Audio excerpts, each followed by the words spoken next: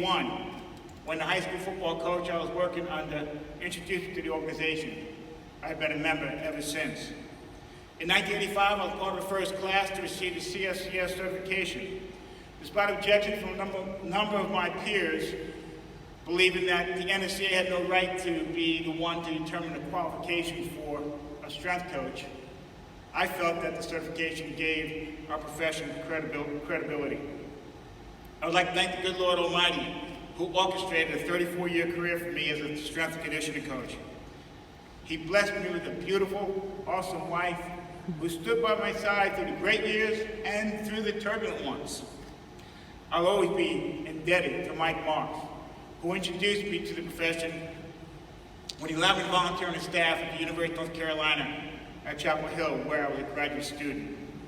My mentor, John Stuckey, will always be known as my professional daddy. His impact on my life was immeasurable. If I ask you to think of the words that come to mind when you think of the role of a strength coach, I'm sure some would refer to programming and design.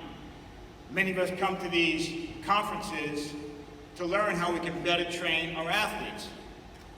However, when I think of a strength coach, I think of teacher, evaluator, motivator, the one who holds others accountable.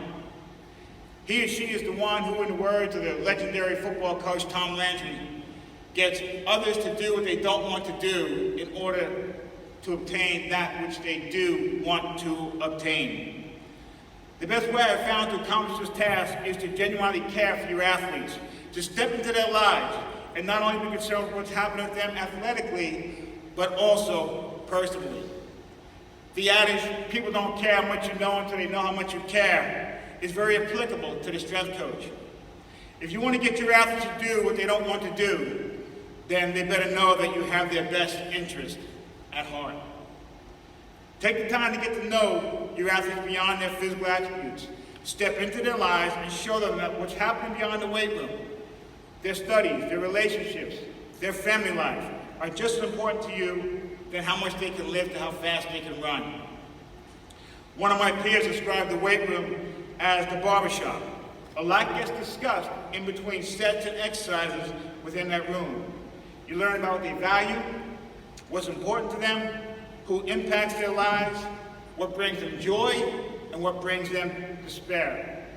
When your athletes know that you care for them as a person, as much as you care for them as an athlete, you will get a high-performing athlete who will do what they don't want to do because you told them to do it.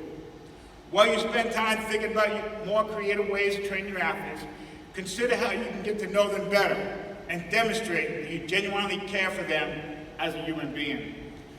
May God bless you as you continue to progress in this profession.